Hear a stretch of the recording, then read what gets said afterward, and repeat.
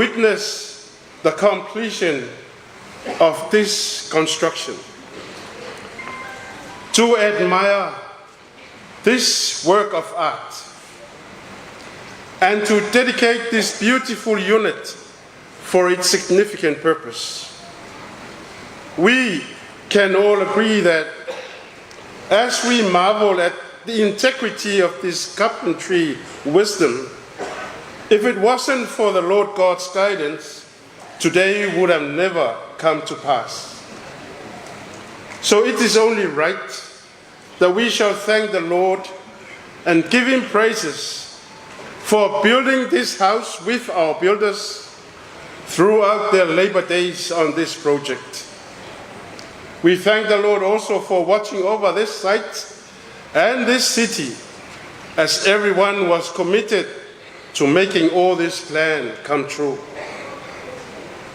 It is also fitting that we shall thank the government for the initiative, the Honourable Minister for the blueprint, and the executive officers and their administrations for their obligations to make all this possible, as well as a big thank you to the contractors for their fine work of art, which has transformed the plan into a marvelous lounge. Nanga luele tua fatasi mai lato uma o esa fita itunga le fatino ina o le nei ngā luenga tele. Sa mata ala ma leo leo ina i lea tua i lato uma sa ngā yoi i mea ese umalava ma lave ina lo lato soifua ai mala ma puapua ngā. You know, like that manger turned VIP lounge in Bethlehem, where the King of heaven and earth made his low-key entrance to the world, where the chief shepherds carried out their welcoming ceremony, and where the kings from the east greeted the King of kings. This lounge is perfect for such purpose, to greet and to welcome the royals and the kingly leaders of the Commonwealth as they enter our little Bethlehem from all corners of the world for their great forum. May God bless this house, and may it be a blessing for everyone who enters it, starting with us today. May the Spirit of the Lord enlighten unto us the deeper meaning of his word. May his name be praised now and forevermore. Amen. Lau sunga le te tai o Sauninga, o lau whatua, lau whainga renga pa ia le tua mo tau whatua o rongo whainta tu whaatasi nei aso. Lau whionga i le te matai sui pānamia, lau whionga ma te mua vasati pulwhana, ma o sui pānamia fo leo le luafe luono. O tau whionga i Minster Kabineta mo tau whatua, o whionga i sui Minster, lau whionga i le whongawhitalai, o le whono whaitu la whono, pia por pānamene o Sāmoa. Lau whionga i le taitai o le tua ngai, sia ua whapepele po whaatasi mai, lau whionga i le sui taitai o le tua ngai, au tōu whionga i ampasa, a konsulo ma lo mai whafo Samoa nei, lau whionga i le taitai whono, ma komiti whatono o le pūlenga o mlai valele, wharurunga o mtanga renga ma whalapu tonga, a tātou malo, au tōu whionga i pulsini ma sui o company SS o paanga i pūlenga o mlai valele nei, le mamalu le uwala ulia, ma le paia maurungo le atunuu o whanga pots nei. Ta tono le ua vangana le tupua le tau whonga na iatua. A wale tori wā mo le lau saa o whaiva manaia. Ma usa vini whapunu ai na ngono le aso. A wā lea ua whaatari maua le atu le tautai. ua liliu foi le lupe ma le lau olive le sa tani whanu le ala e sa ili manu awa Samoa.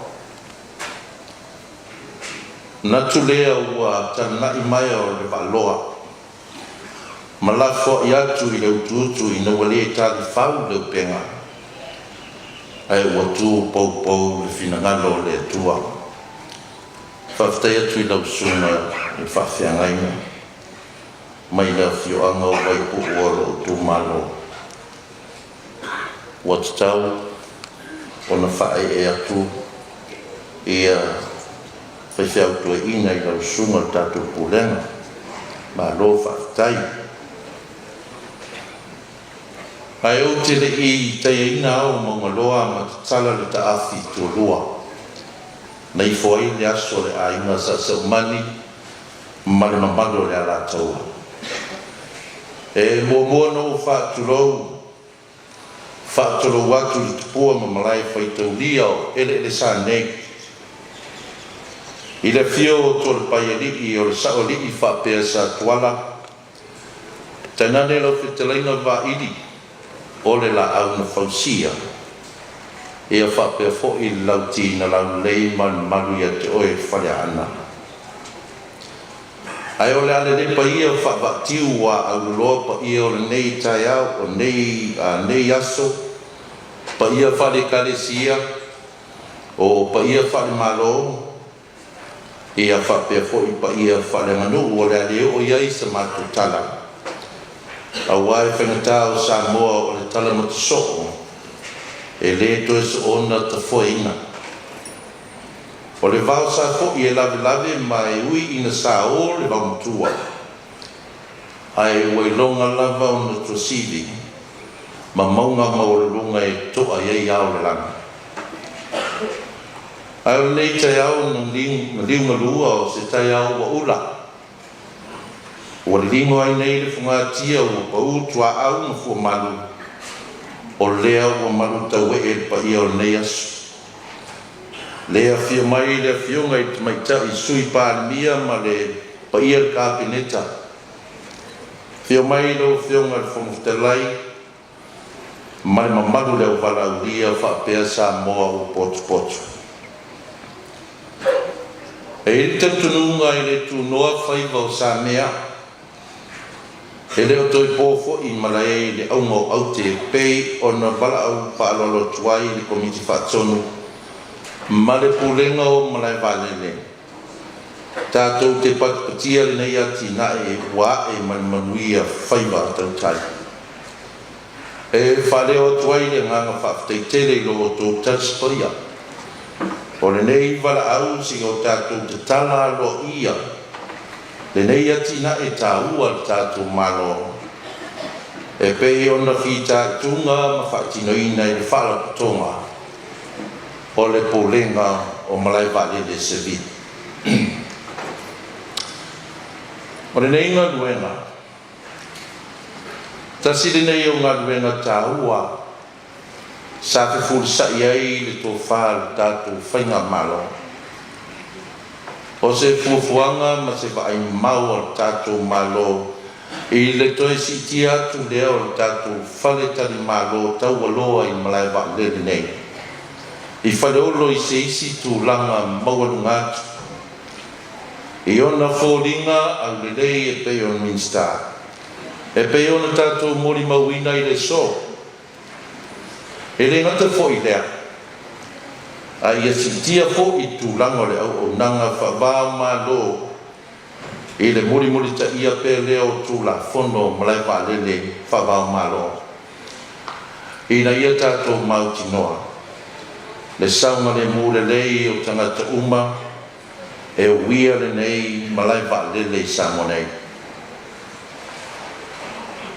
o ni suinga ba aia o le atatou mori mauina i le whaongaina o le nei whale fō a mua o le ale to iei se toe sa wawali atu o tātou malo i whafo atu o le whale rea e meo lo tuai valele ma toe anga i atu i tutono o potu whaatari pasese e whaatari ei taimi o lato whainga malama ai o le anga i sa'o tu lava i tono le fale lea.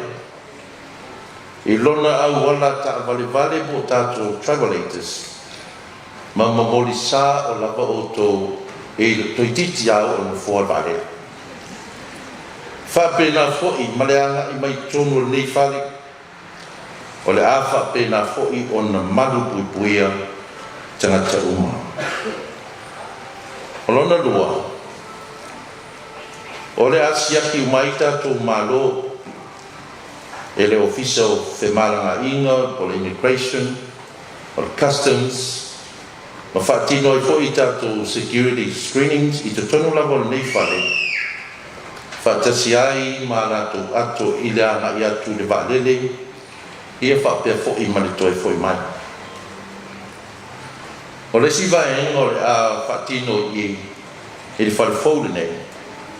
O le ai fo i a tātou tau mafa. Ese, e ei mali tātou pā, i mō meo vai manino, ma vai suamalie, ma vai o ona, ia mo le tali ino mana onga o tātou maho. O le si vai vaenga, o tātou whale tā ele se tulo, e mwhai ona ngai mai te whaamalu ai le io o le taimi, o lo whai ngā malanga, i whapea fōi pe atari mai. O lo wai ei fōi tātou lisi te tono le mautan nei, o le a ngā i nisi fōi wa le lavare malos, ia e whaonga i na ia tātou step. Wai ei fōi a tātou cameras, security cameras, i te tonu ma whafo tātou whale nei, ma iei le whautuanga, a whamawai o tō ainga. E le toi sao lava se whamawai ngai whale nei, o ngai camera a tōra tātou whale. O le whale nei sa whausia, i lona tau e tusa ma le se furutasi te si lua miliona. Ma sa whaatupa ina lava, e le tātou malo e ta wala mai le pūlenga o malai vālele.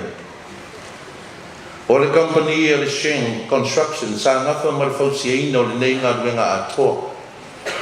E na uman malo i tau whonga whalo e tele masani o tātou malo. Ai o le Sūkon Consultancy Limited sa ngafa ma le tusi e ina o le ata atoa ai.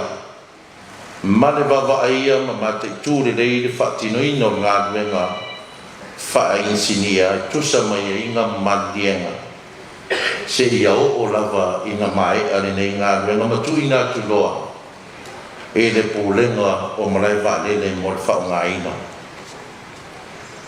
Nā mataria nei ngā ruenga i a Novema i le tausanga o tuana i atu luafe lo sumatoru ma mai a ia au kuso por masina nei luafe ma le lusu whaa.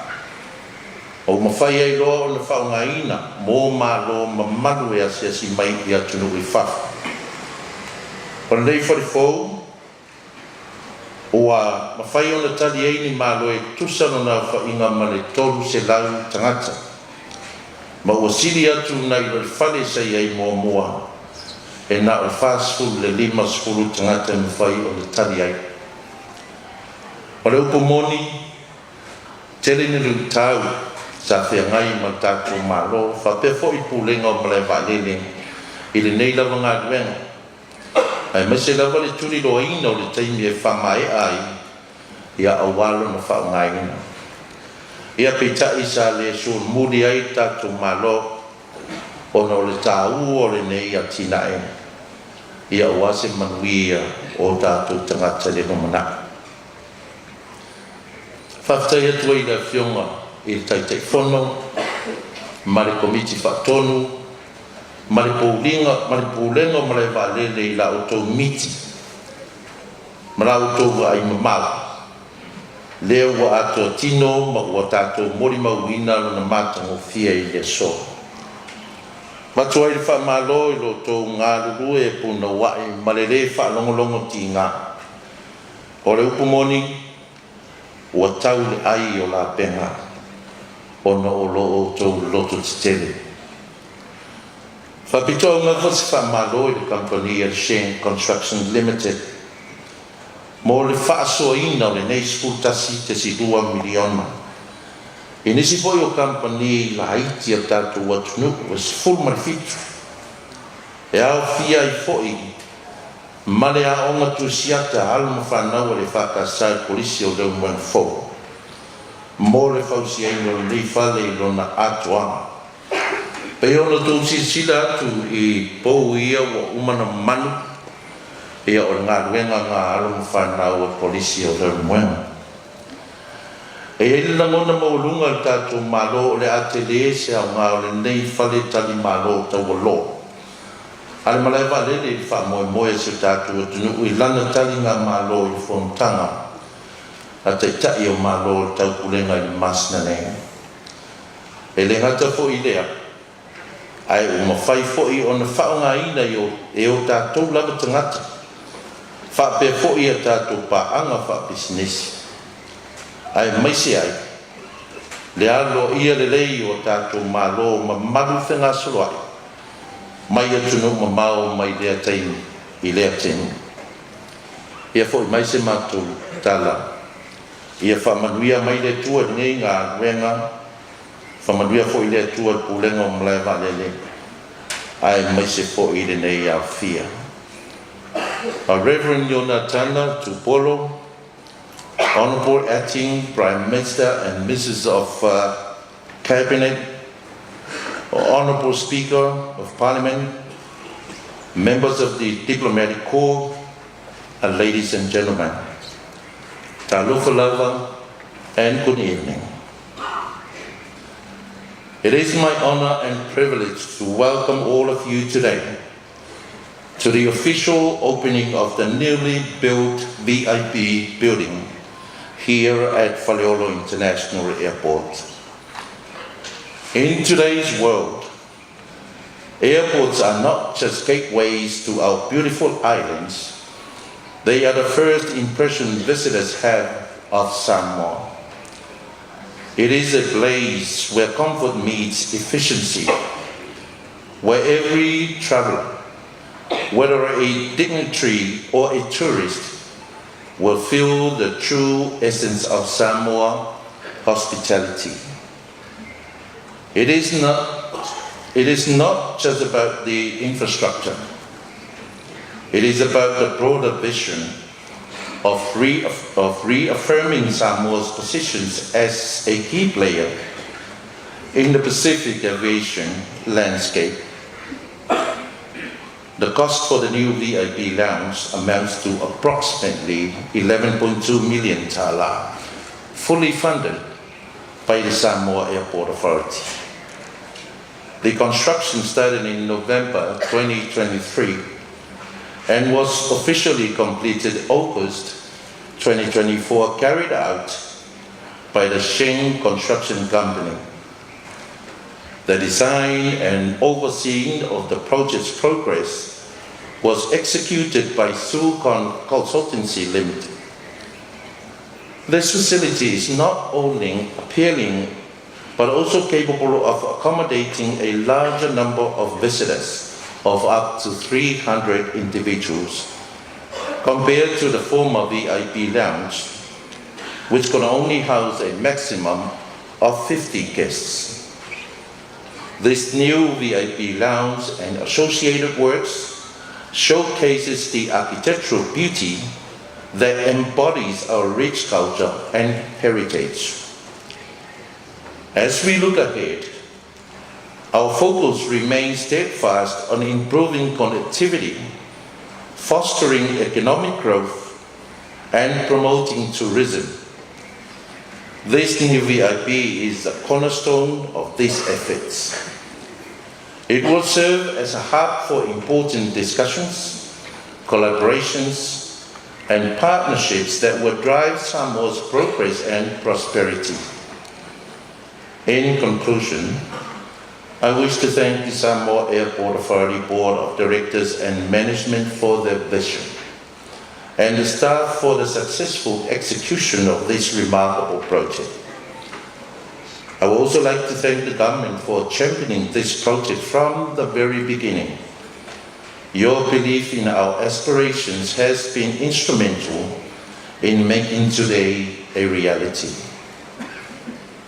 We also extend our heartfelt gratitude to our communities and our nation for the support and prayers which continue to fuel our drive for a better Samoa. Once again, ladies and gentlemen, your presence here today signifies your commitment to our shared cause.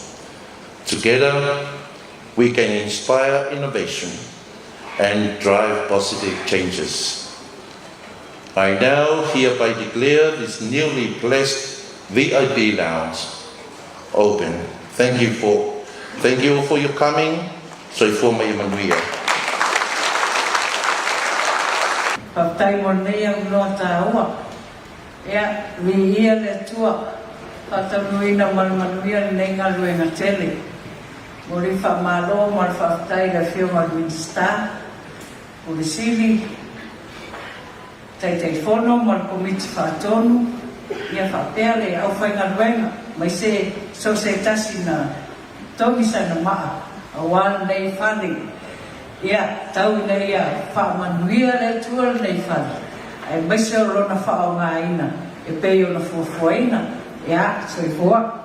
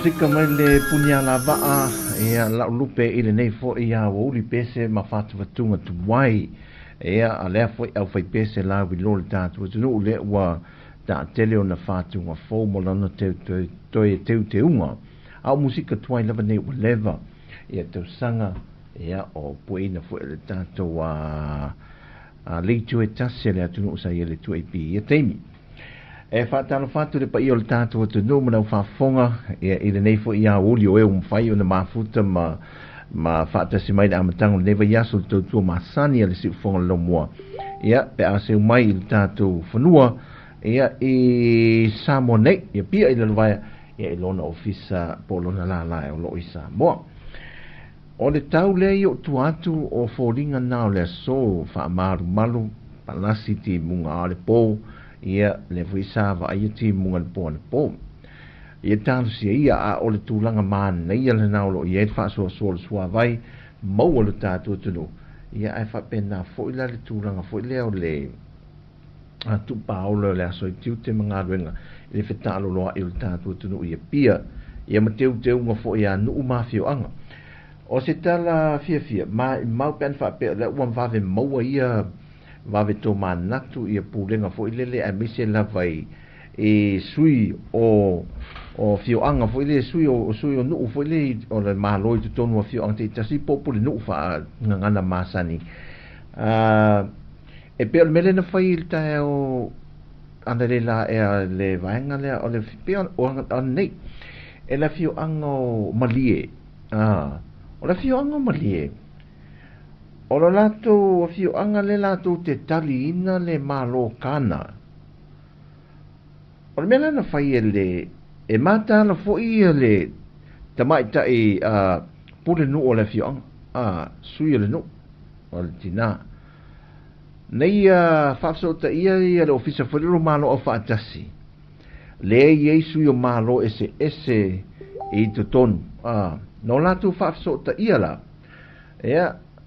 e talo sa ngai la mo me fua pe mo me ani fua foi le lato malo e se te wele fio anga mali ole me mana ia le nga yo inga li tina foi tanto tal no ai foi ato yo te lop talo sia ia a o tuai nis te lo tuai na to talo sanga ai afa pe mo foi un talo sanga foi le malanga mai o fio anga o yo o finga malo ia o la usu fondo mai malo te ese foi le ai mo mai e mane te o le talo sanga la na ave ai le tu uai la le nga yo inga le fio anga fai Sāoa sa ili men whaatau au i wai solo mai eifu a fo i o le malo kana. Ia mau mai lo le whaatu, e mawhiwhi loi ona i le lava. E le lava la, sa awhiwhi loi la, ia mafu o le tato atunu, fu a Sāmoa. E o whai lo te unga ai voi le a. Ai o atu la nei, e sidia i le tolse lau ia fu a SS. O ia fu a mai le puso foi de fu o tanga vai malo kana na memori alo i el tamai tai fo mai la tu fo mai le nga lue le pasifika foi le na memori ma tau au atu i sui o le fio anga nei le tai au ia o le la wi fa mo nga le fio anga e to tasi ro vai aso tau no ono ia malo ia ave ese lo ma fu a Sāmoa le ai ai fu kana a toa lava le fio anga o mali fa ai tu ala lua ala a teu mai foi lele ia mai o lo le ala o atu le fe au a nga i wana wi atu le ambassador malo kana yo le na fa wi mai ia tanga vai mo o le president le malo kana le malanga mai mal ambassador malo kana le fontanga o le wo ia au mai foi la tu te a fe le fi ongo mali o fa ngofia la wa le nga in malai va de so ela mana yo le tato vaengo le VIP le tali ma lo le tato sato to mai mo mai nei o te lo sato fa fonga i tala ale la to mai mo mai nei le na va to sa ninga un man yo no fonga ia e o ma tu tali nga mano pe no fa tu fo te mitar wai se o meu e pe o me tato ia inga te mai tau la vai e tali lon tato malo ia fatu hasu lo lunga le mena no foi lo ata ma tu lo foi ya nisi a inga ai se vanga na la wala a inga ia la ia nei tatu tina mata mamatu tamalaya ele pa ele mi se te meta ti ai se lau vi po se lau mango voi ai au manu o nai vau foi le fatu ato so nei tum foi le na mo ai wasu mo uma na sua uma nai tina nei so uma le mana o se me foi le palpala pe ta ti vale me o mai fa putu pai le va en fa pena ia al majority o tato ainga foi le o lo le termina ta pingam tadi malo ai vale halu ta penga na me foi le fale vali de fale te o tu le me fa ta ro me fo o matula o ia singa fa ia singa foi ia committee tu mama ia fio anga te tas singa foi ia e kalesia what was it we ta se nei e pu ma folo si punio me fa ia singa foi o le ta o me ia sere ele fa peola singa ma ave toi me nei pe fa la ta to fio anga ma no le o ele te mine ele mai kana mai la ma to fu ana ele ai ia ma teu mai ale pou na mai ale si ma to tala me pa piliki na si to fa o mal fono e tu wa la me ia wa au le ia ti le lo Sāmoa o nei lo te o te fa ia ese si fono pe tatu to e o la Sāmoa wa ma nei te Sāmoa pu o sol fono no mai le lato o le mea la e benefiti e lo tatu tulu ma lo sa mai te mau ai ngomo le mea la na le tali tatu o le ase te leo o le se leni le la benefiti e nei tatu ai mai se lava la le uanga i pisinisi la iti fa tau le mole a fele ngole mea fa tau mole i o le siapo fa tau mole i tonga fa tau le tamai fue o le tanoa me fa pena halua au bisinisi dai tatu tangata vo i fa bisinisi dai Sāmoa mo ia e vele le halua tatu mei ma maua tatu tupe e so anil tatu tamau ai ia matalo se tau tu i foi la palasi ati le la volta o so i fonga waile o te tau ngofi mene tava e foi atu no i fa isole ia ele o atu no te tele ia lai ai ta lafu tu konta i fitu biliona tu pe ai ta lafu e ngai i bank te telefo ia a laulangi foi o le oki il tamau a inga i latu no matamu tame o ia lai le na statu mai Sāmoa a la fua afu mai fafu foi atu no te tele ia mo wana i tatu selen e wai mai ai tatu esi tau mamafa i tatu fai misiluki pula o voka ale alu o le niu la tau ia te milana nei ia o le whaavanga sinta mai mea mo wai sina selen i foi lele te melfontang a osol mea ia ave o le hotel la le kiriva i le niu me fa pena sa palai mo wai sina selen i foi lele sui e o matu la fontanga le vai a soletas pe tuai na oisi fai ngā malo he wau mo nei mo ia apa e wha lima ono o le fale le sa tau whata awa mo se len ia tolo man fale len sa tau sue sa tau sue nei se len fole mo le apa ia usi mātu so o ngā le mea ia sina pine fole maua sina pine wha mau fole lo le fontanga se mea o ngā ma se mea fauna maua ia useki seki ala tātou se wafi fatalo faltato au fia tato pa anga mafta mai para to ilalo fatal fatu lo mafta mai o tala peli lo mafta mai o pale se ali ya lo mafta mai fatal fatu ya Erika Maoe o papali isina leo fatal fatu ya Inosia o le tofa ia tuana la wano vidiamu si au friend si uso le umafta mai Kaisalina ia Teofilo ia Kevin o nu tutasi ila tu umafta mai si tatu oanga tano fanga mena pito tatu ai manuia ia ala moli atu lo fa anga tatu pokalame Sāmoa ia ile nei fo ia o ulio le asonga fuala to ia Sāmoa o le ua to se fulminto tali tu la lua man tu la ona le la se o tang wangalo ya te le mai te wa suinga fo le te line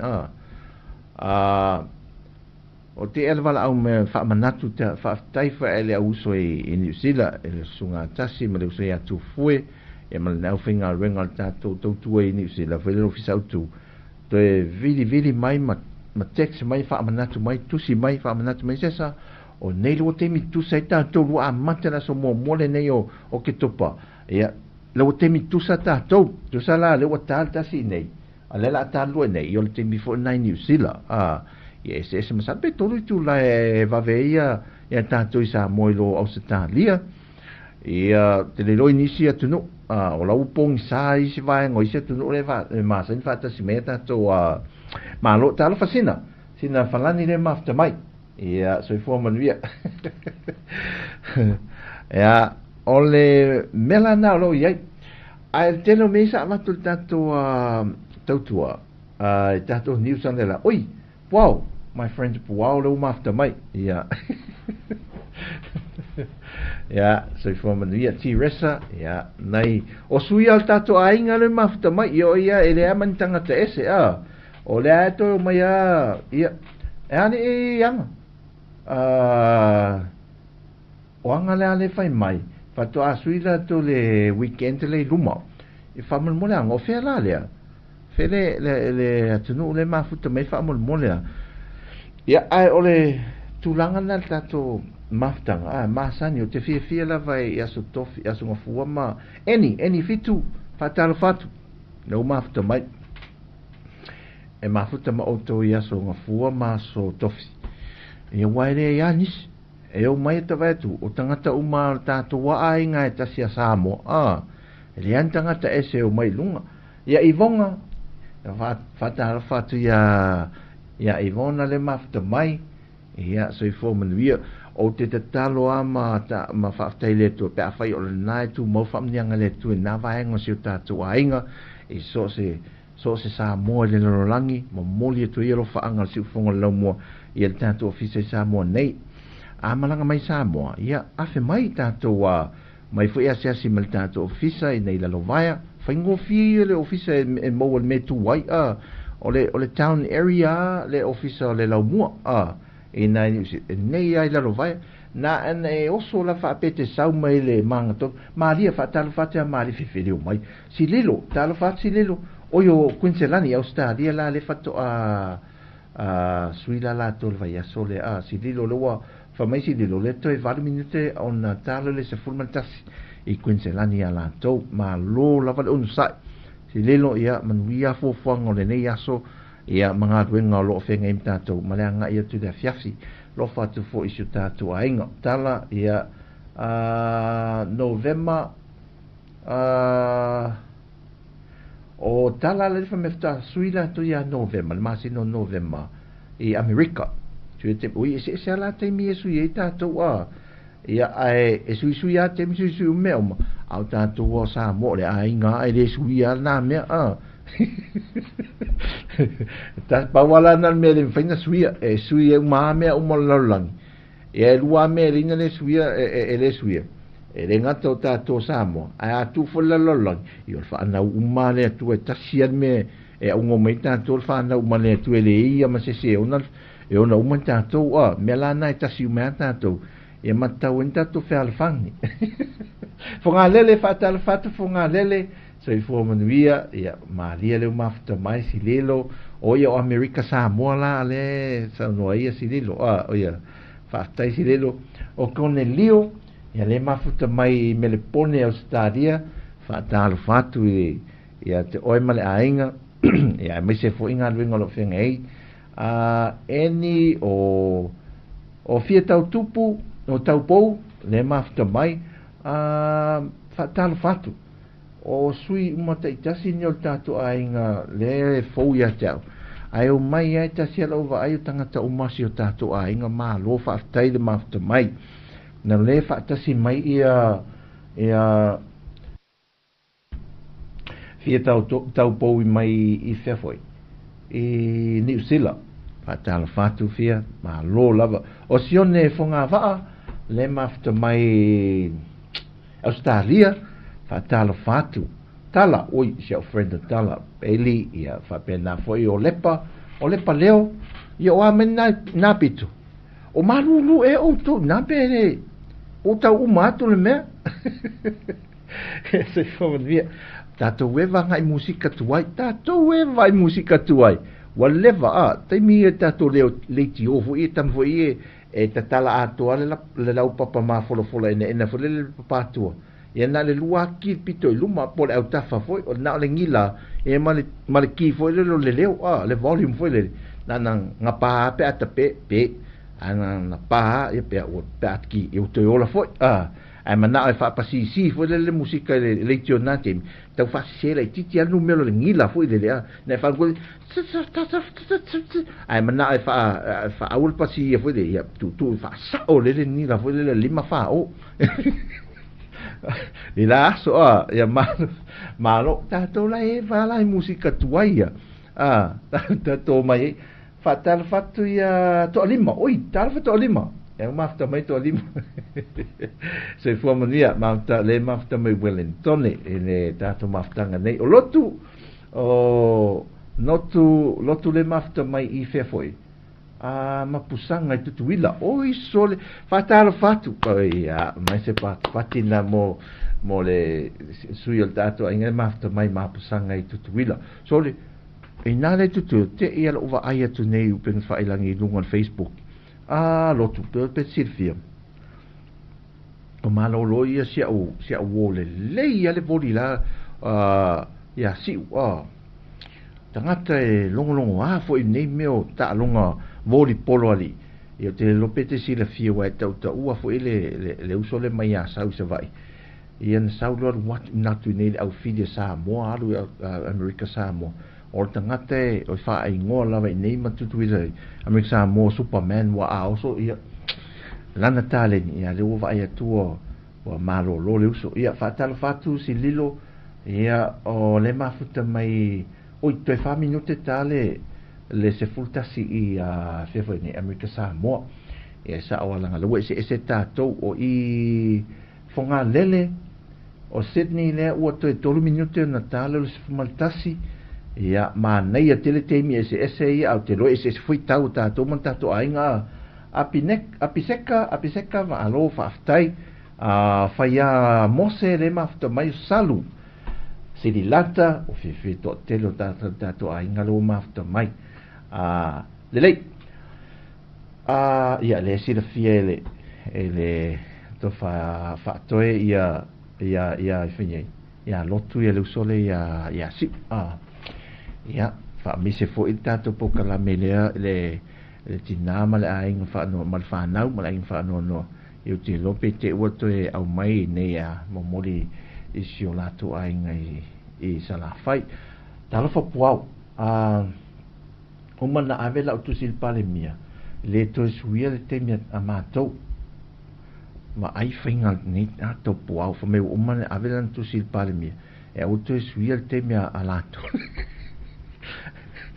pau ale tangata o le fote tusi o ia fatoi talo fa fatoi le mafta meni sida o le fote o tusi ala fa tau vanga tusi o la o fuela tusi o te le mana o suia le temi te le mana o te suia le temi ne I nei Samoa o le temi la o le temi ia tau nu mai Camila ele o le temi nei foi le temi te laina tatu te mana o le o tusi te le lo po ele na lu la tusi ala na tusi mai ala to au ne suia le temi tau nu mai Camila ia tau nu langa le o umana fai o appointment foi le o le meu te tuai I 5 minute o tui 5 minute o wa alfa step te le me fo le VIP fo le tato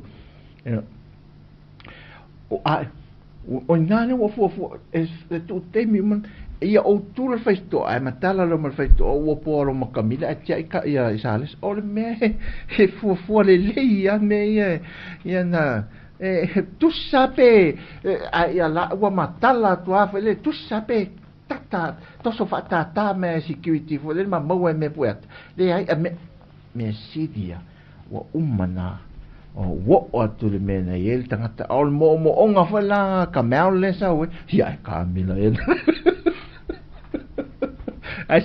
se tatu viva nei musica tuai nei tatu al water penino te fau o le tupulanga e nei fatunga tuai fa solo mafau ngai fo ile a woli nai mea fui nai au mea se ma nai au mea sa o la su a to fa to o le ma sa o mea se la so hen ma ya le pedi non te fa ma le pese wa fa ngoina ole o oile tupulanga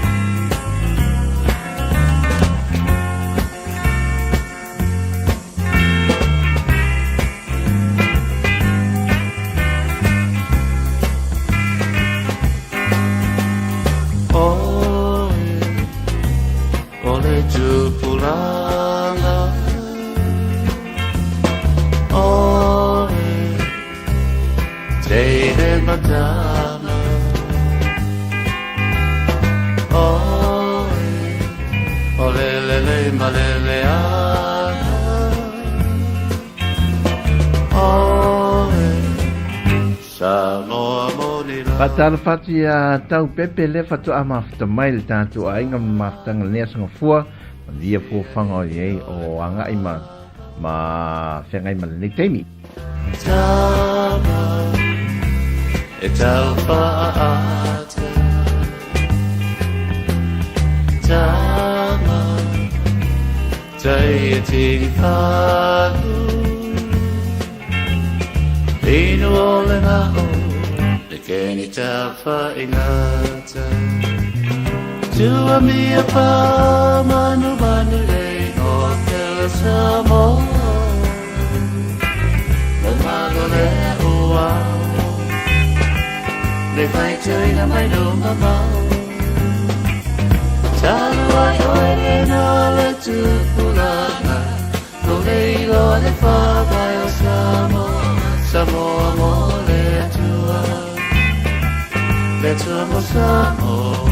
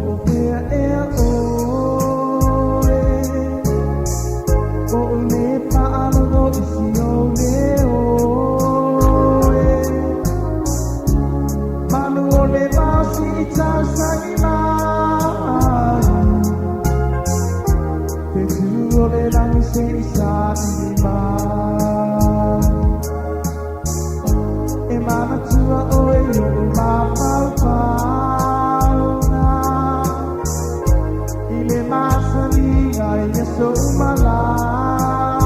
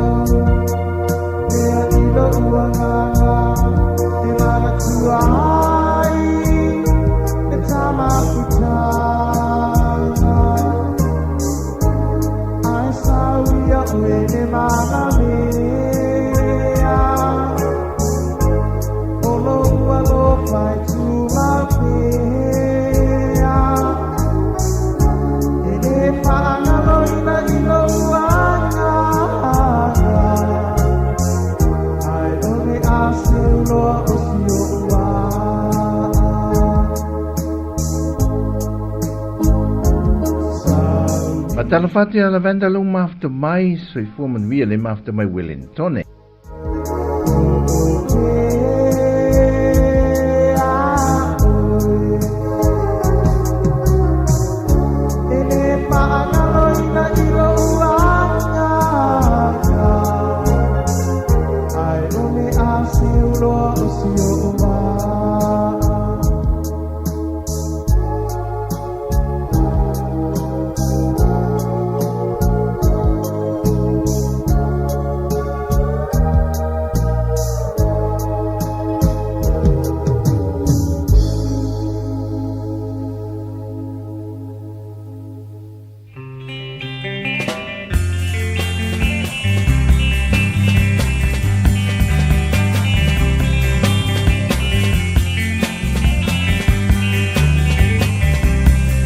Whaaponga mai Sāmoa mai le penino le tea whau whatalawhati a losa leo mafta mai.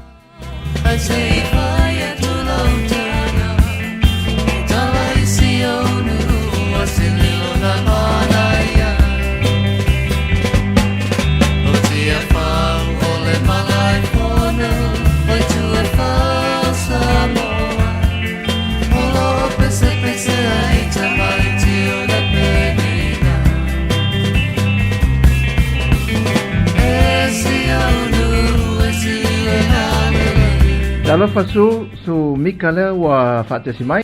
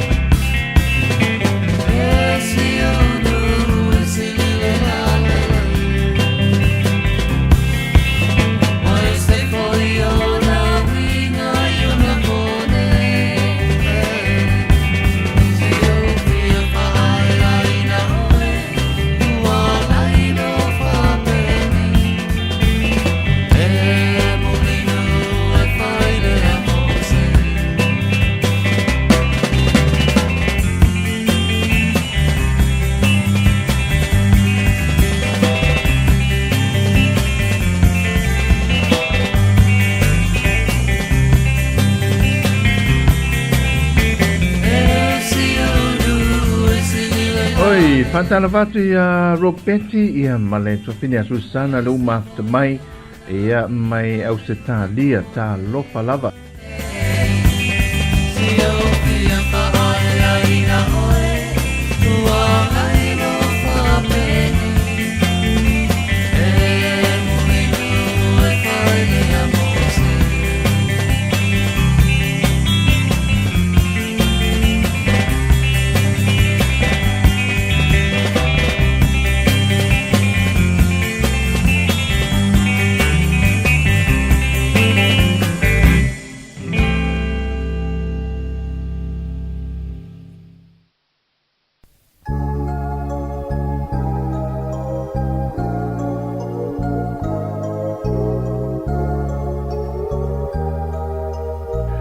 Lau vai pese na la oso sau yo ena pere ni a uri wa vela ese me ai.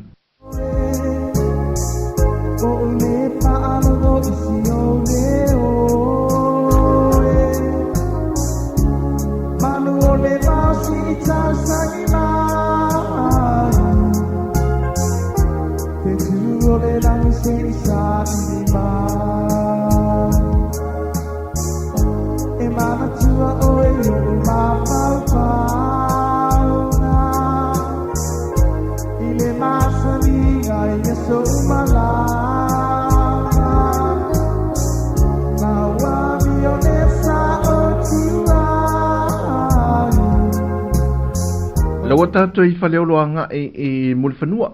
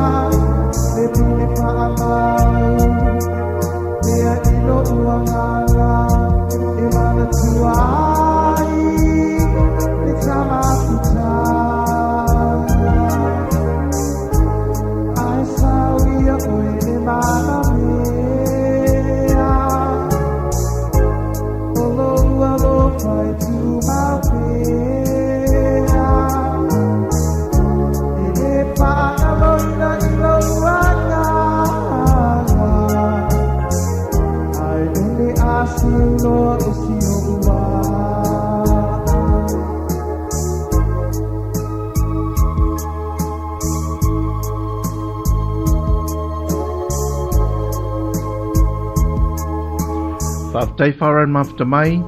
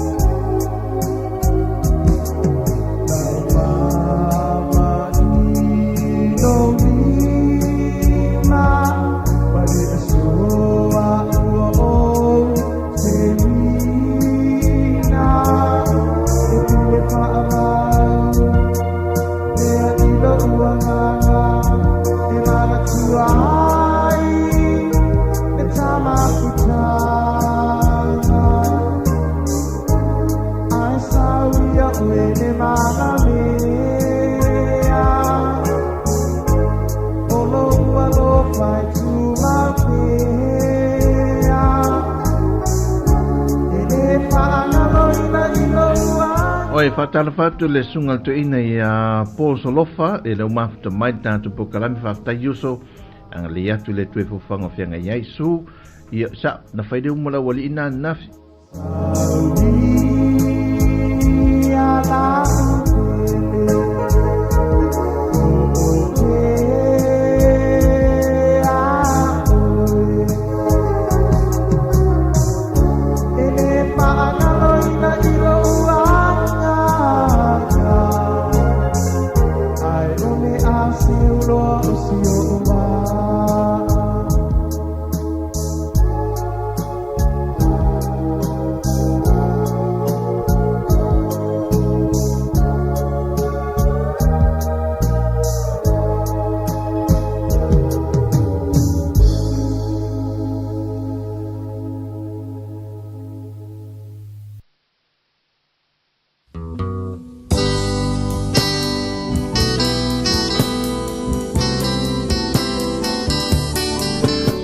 Se tasi o whātunga tuai ale tia maa sina ea no wau.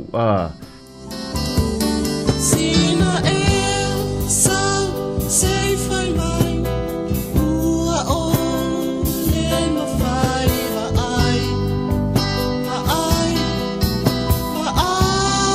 i ai se sau se no fo mai sina ea po o ai wa ai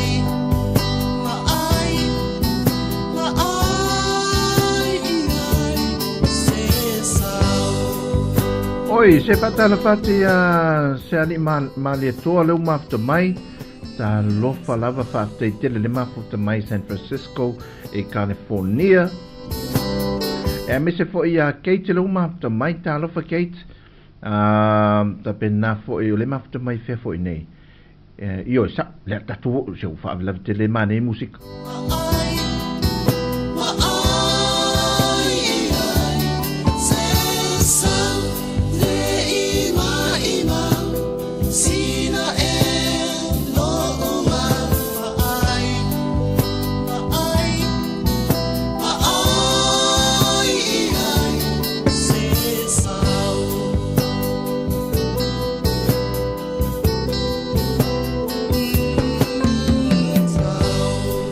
Atalo fatu tafili malo lavan fatu si mai le mafuta mai Queensland au se talia Katie wa vera stato me ai.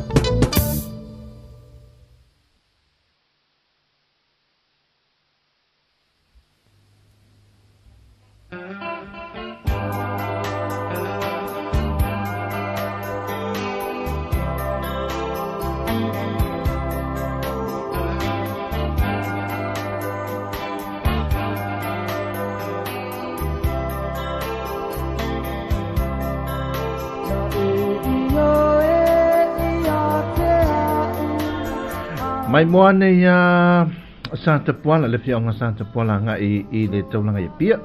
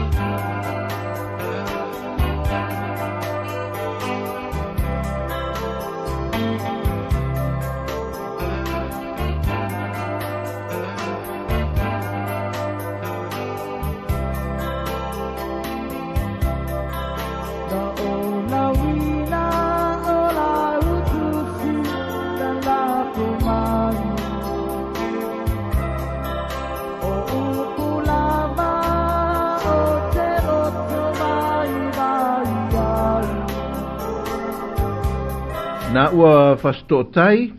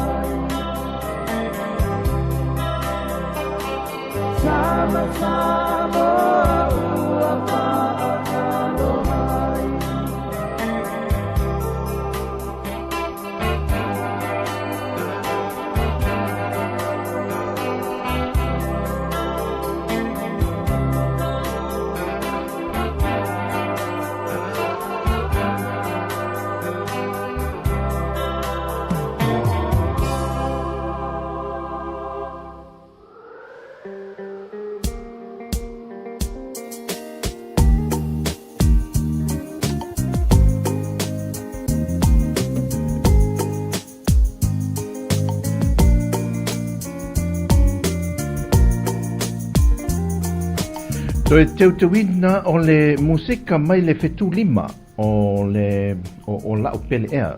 Le o tātou i whasito uta. Thank you.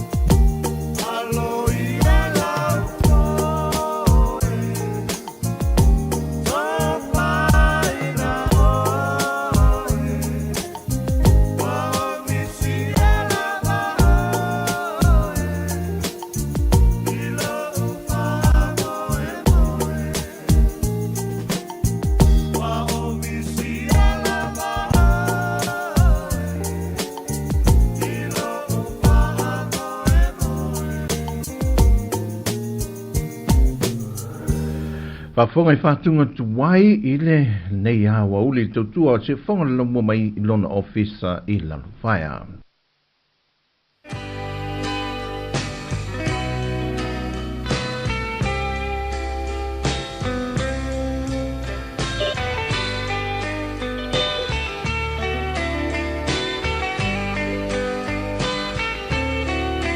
Se tasi o whatunga tuwai le tia maa o soa ele la.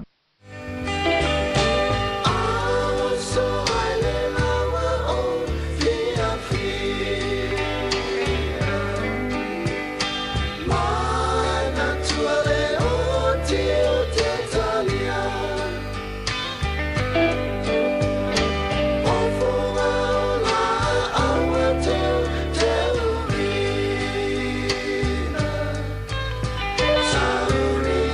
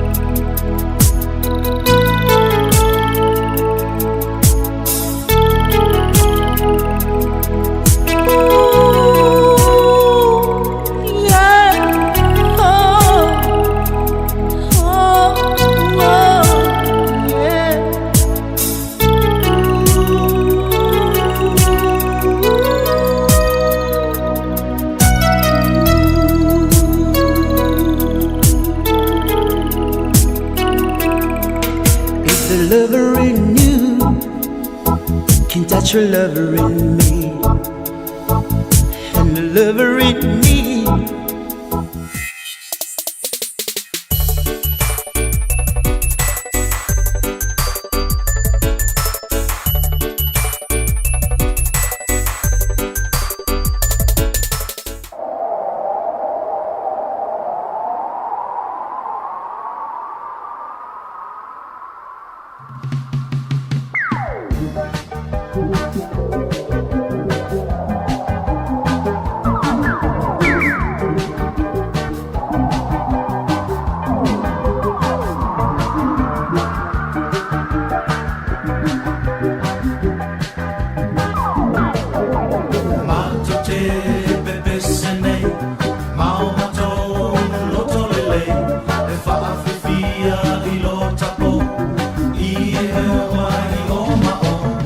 Pesa fetuli mai no se mel tanto temi le wa tos from fitu minute te ele tu la tolu temi Sāmoa ai fatal wat foi ya ulan lie lu mafta mai ya soi foreman wia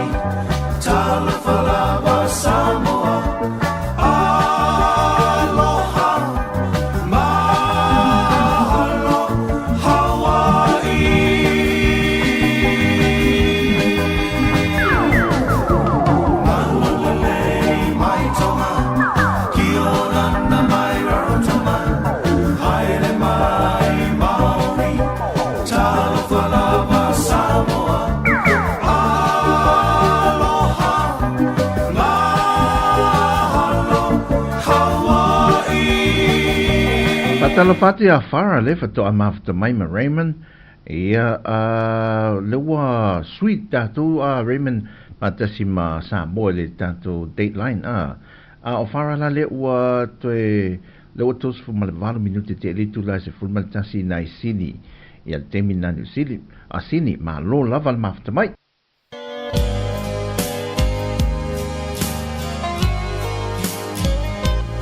ia maa mane ale fatunga tuai o aso lava a.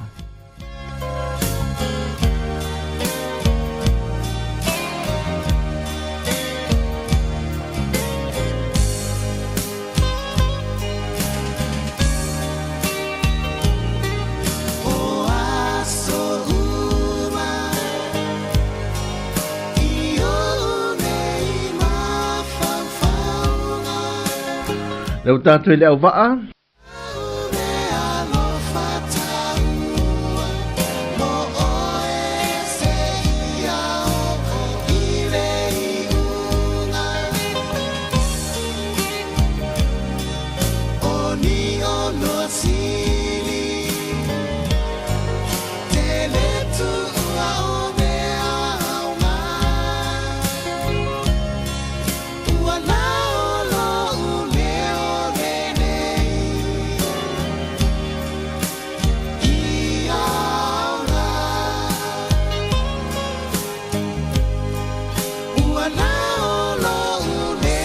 Tols maliva minute te ele tu lai lua te mi niu sila i le nei au lila songa fua.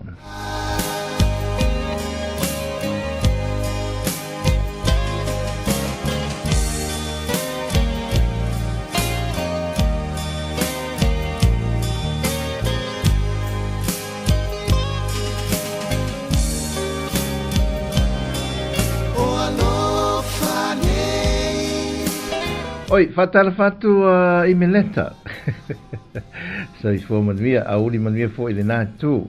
Sa o lei lava rei, ma nei anei musika e te whaso solo i mafofonga i aso la swala ua leva. No nofo i o te lei loa.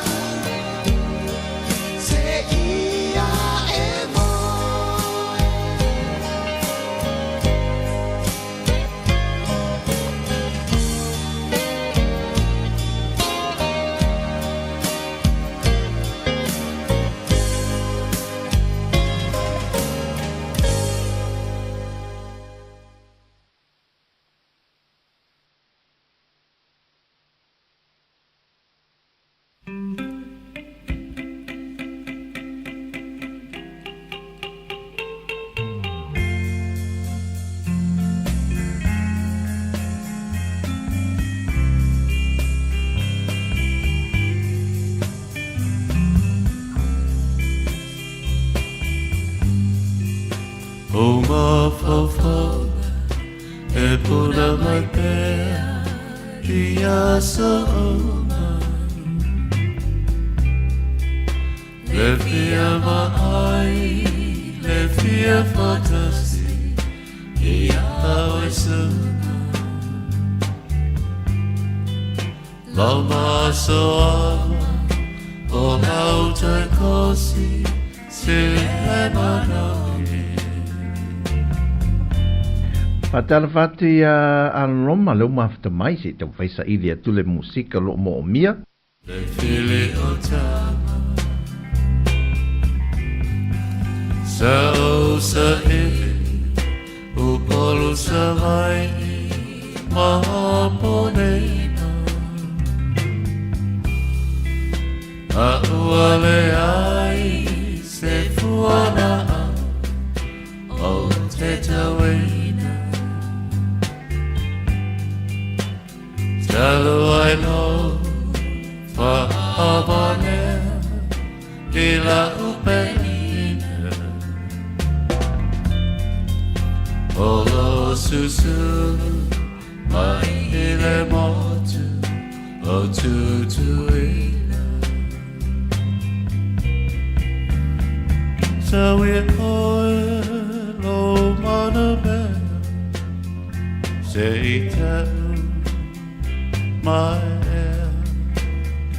boy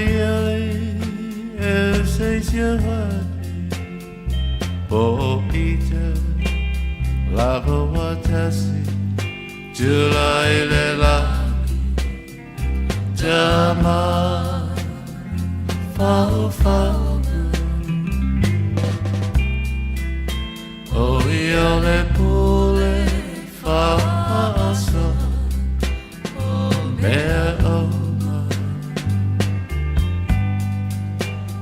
malutia ilona alofa o taona fa ape foi malitele o fa au so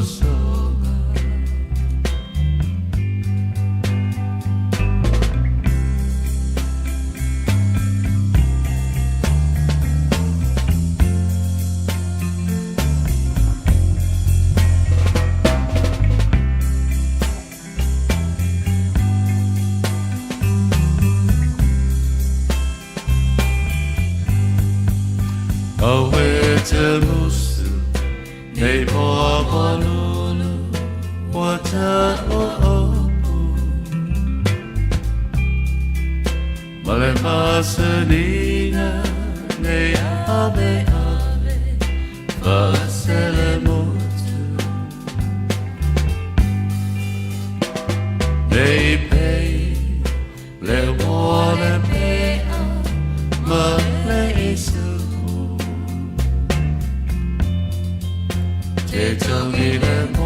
Oi, fatana fatu le sungal to ina yang pale le vele mafta mai ia i melepone au se tā liats wat wa ele to sau o le ai alo fatu ia ta non ne maltina so le fai le muri ato na lo faanga o le te fata si mal pokalame fatal fatu no salia ile nei au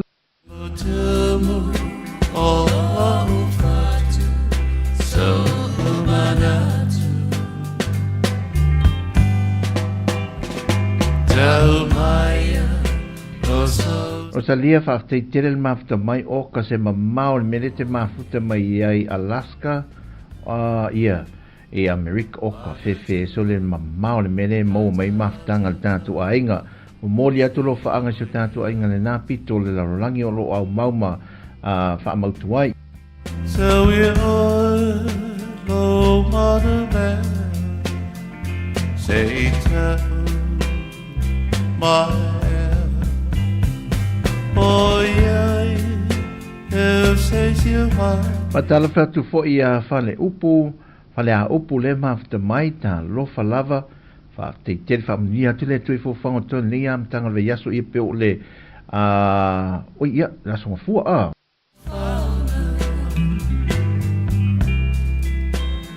yeah le pule fa aso mea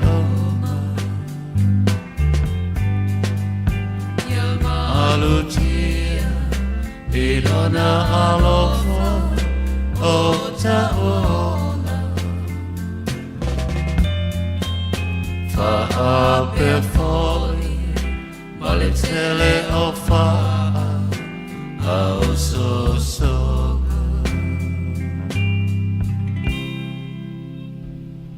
Ole musika tuai mai le penino le tia fau o mafofonga e nei a uli fatala fatu ia ai foi aloma le ua lau pesele sa mo na mai ele na tai natu ile nei foi a uli fa tai le mo le musika le ia vi ingam fatu tunga mo le fio angone yafu masalo si o tu a fio anga le mo le ato lo faanga mo ila to ia ngau le malie le mafta mai Hawaii le sosani o tau manuia tele ia le nei fo ia uli le sapati ate o tau ia napito ia anga le atu le tua a me sepi tino ta lofa lava ia ta tu weva le mafta mai melpone ia ai ole pesa mele ta lofa mele ia ma lofa aftai Victoria fesola le mafta mai ia i au kilani New Zealand al peselen mon mana o mai ia le paanga le tatu ainga ia sunga loma vivi ingo le fio angone ia fu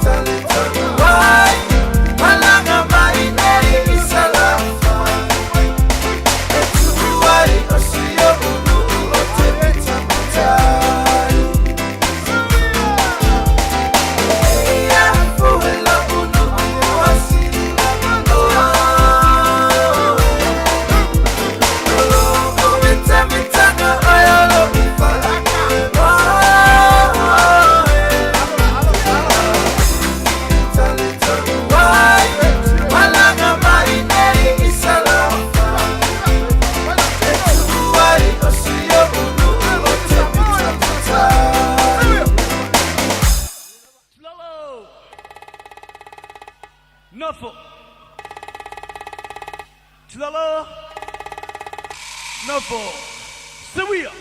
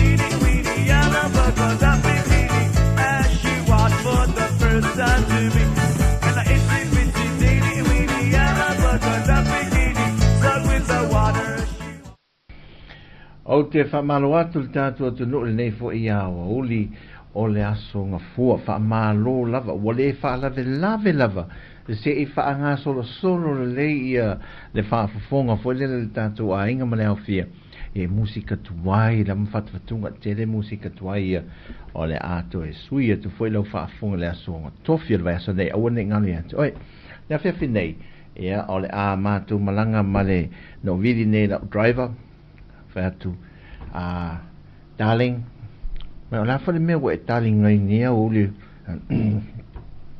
ya paula wa fo le wa uli me o hi lo se mete me na o te e o te tangi lo darling ele ma so but no it's a special darling really and it fa mo le te averta vale so po se tato we po me ne ya to lisi pito lo tato tunu si fa mai mo ai si o mato ai nga mai tunu I fa ia male atu Sāmoa, ia māsani ane mātou na mafuta mai mo mai, saula tā avita avale, e te avita avale au puerta, se puerta le halu leanga le pito le, mato e whai me fui se update ma le itu lea, whaatele masaro le aso lea, pui me se update le itu lea o nam, o lo te whaatele tali le ato anga o te unga, o le mānei o le luato le, tarafa puau,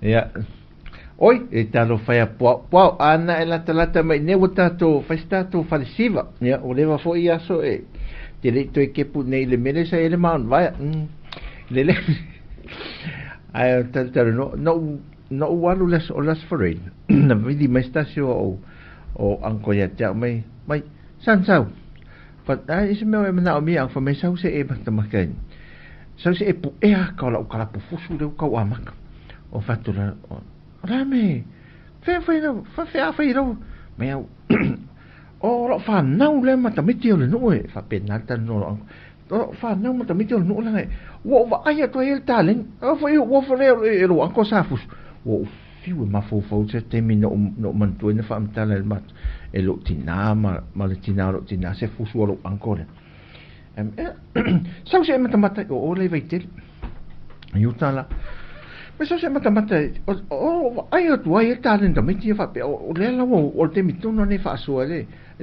me alo fa le ai wo fitus fu lo to sang lo anko lo to lo claro me sa me pa sa me poeta na le poe alta me to lo te la tu la fai panga va ai me lo tam le me poe ata lo fa tu le stand tripod for woi ai va ai pe popula a fu le Anthony Joshua le si pula tamai ma tu feula e ia le fatino itila na o le lopo se atali ro ancora bo se fa na unan fa tol fa na unan fa na we tino la titi tanga te lei sa lo po le valu tau sanga na pena io tau sanga valu liva tau sanga tu feula la tanga tama me fai pele o e to titu tu sama la popo o me fai pele fo isi e le inta mai me lai o Penei. Ai sau le panga. E umi atu. Ia o mo me le fua paungan foi lele a. E fai e me nei. Whaalololo mta o tamasi. O te lo le me pueta. O whaao Sofia. Ai la pe o. O pe o leo whaalongo. O foi lele pe o. O le Iron Man. Nanga leo pu le me pa. O le fori mua ai whaalava a toa. Ia le me fai pelea le whaao mi umi le anga i fori ngole. O le pu le. Na pa space paka vele me itua. Lue le to e fori. Tu lo la lima le whaao mi umi le pra motu. Lue a lima. Pe fa so ma fo ni niva. Na tango e me fai pele. Tala me fai pele. Mauro i ala. Fai lo maturinga luma le awara. O le poe atu nepa. A wale haingi si. O le rua fai atu aru manga i luma ma pe alala ne tu dia tul fala iti. Mas falo ru. Wale mau ala fatu imi sao te. La tangi fataita yo male enga le ru. Wa unga le vai aso. O te lore amtanga le aso e tatou. Ia. Fai mari. So ia fu e te alua e fa e tu feula ma. O tu i tatu te oma tu feula. A wa e tatu te le roa te me fa ala vai se me te na tatu ma fau ala le te pei al mato voli le se afia fina. Pisa le se li le senta al mato. Pisa. Saki. O le kavanga tu la o le poloka al mato au. Ai sao me le tu ispika masau o le na le se li o le ma. Tau ai fōringa mai atu fo le whaafonga mai statu. Na palasi lalo. Na lau tala moia. Palasi lalo. Tu mai lunga. Tu mai lunga pi istama le tala tō. Pi istama. O ele tu inga wa. Ma vaila mol meo le. Tato fai le mula songa fua. Fa mol fai maari le songa fua. Wa e te mai lunga. Ya. E sa oi furu tala fa fine le me la fi angli toilet fam tar so atoi na maita lau vale lo ma fai upu ma so a furu va tu fa fu ma so tato ai al wan le matai na le po na tuma le lo se me a mai lo fa le ma o mai lo taia ele mai lo na yo te ia mai asil fa le ma me usa fa ya mai la su au la na ia tu lo fo ia si ta to ai so au nan sa wa mo te tono puni foi le nan to so wa mai oi o se conne ale ozzi o se conne ale ozzi o le se conne ale ozzi e ta tu te le lo ale te mi ta tu te e moi Tato mai le su e sol. O na va ai men tanga tanto inga. Ngai lo ngam le ka to inga. Wo te ora te pese me pa pese puao pa pe ngimo. Mo le lo kwa se me. Yo fainga na le songa fu. Fai mali. Fai mali le songa fu. Wa ero wa. En tato due di male lo a fa ma fo. Le fo le mele na. La fa le mena le na fa na mai tu anga no fa fine fa sia wa o te mai ne o le tau fa o le a uma tau lo mi o le au tungi ma si va nga lo ma to office foi le ai te vai fo lapit ma lo vai tu si pito o si e te vai tu la tau ma fo to ate me vai tu ve o le lo la o si fa por le ma to office po ina tango lima ia foi le fai ma dia la songa fua so ia ta tu fa pena ma ia fai sta to ko le fia foi le mon ma na vonga le langa le o tal fa langa le o te al to o ma ta to por calame me so ia de dia o le to fa tual ele ai eu so tuala ele fa pe o te fa mana tu ia me te lo wa Sāmoa Sāmoa se uso tuala wele ia me wale to fa ia na me o tasi alte me tu poia Sāmoa ngana tuala malo tuala la wanu ne fa te si mai ne ia oli ia ai ole a fa muta me ilta tu olang aso tofia ne misia to mai moi swinga ia ma se va ainga fol ta to no I teu ngō nuu mawhio anga. Ea mo le tāpenanga. E le mo ke topa. Fe sori. Langa le me wawe a. Wa uai. Mo le mawhaina o nofo le lei. Langa o Camila. Viri mai. Te vai atu. E o me le tā. Te vai atu I text. O kase umi. O ka mo le tele le. O le miss text. Missy le text. Mo eleni miss call. Mo miss text we. Missy. E ala fa maltina rai. O na miss text. E o te polfo e mo meu. Mo tama e me e fa tupu le. Pa wale me maltina. Pa wale me mo se tupe fa na tonua me na te ri doa. Po me fa ta dio ana manera me na le fa sala la wo to manera na. O I de sa wale me. O intu inga o intu. Ia le la tatou fa ma vai ne afiafi ia I se musika le ia e fa mai e fo el tautua si fo lo mol ne asung fo na te mai no office auto por lua ni sila ia nai mixia mai ile tema oi fa uma to e afune to e fai ainga mai le tema Erika moi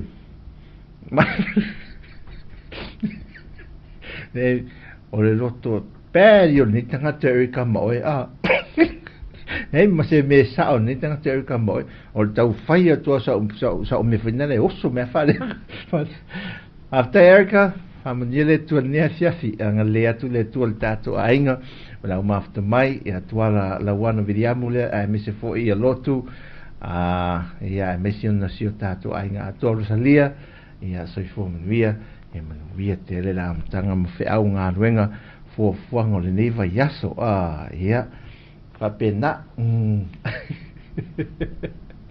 to fa so fo mai manuia Sāmoa ia ma si tato ainga pele Slolo Nofo Slolo Nofo Sawia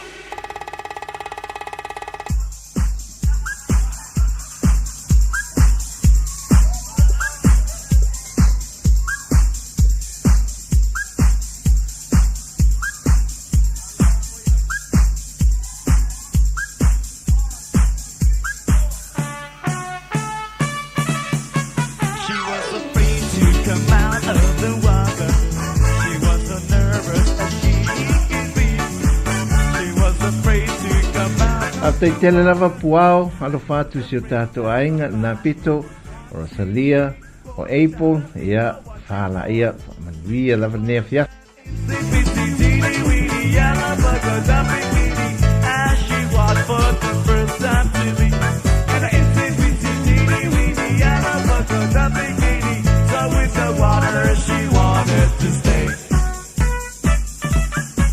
Now she's afraid to come out of the water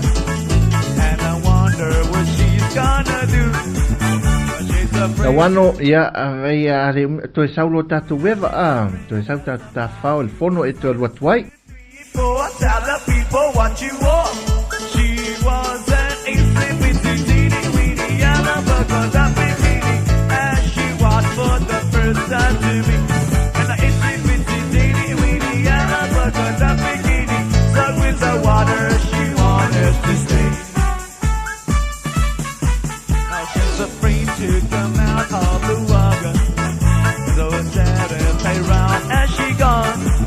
Now she's afraid to come out of the water. Now she's a lamp on the shore. 2, 3, 4, tell the people what you want. She was an insipid teeny weeny yellow burger that bikini as she walked for the first. Oi, talo faz eu tô fine a Caterina, a moça lo fatu mo o lua. Familia le tue fofanga o lo fenga iai. Ava mua, whaftai whatasi mai. God bless, manuia telenea fiafi ia Elena Pitol tato ainga. O tele lope au mai pe ta lo fa yatina ua pailen masoa mamango metata au lo mole asuza.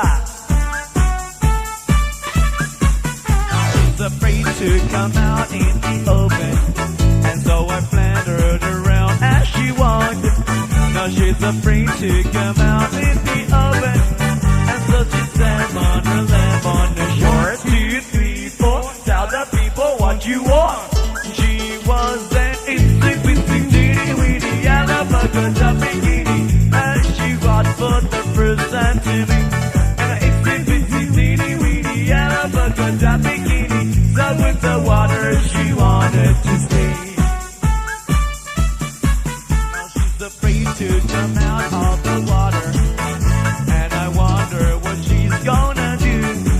Now she's afraid to come out of the water. And so she stepped on the lip on a pole. 2, 3, 4, tell the people what you want. She was that itsy-bitsy teeny-weeny yellow polka dot bikini. As she walked for the first time to me. And an itsy-bitsy teeny-weeny yellow polka dot bikini. So with the water she wanted to stay.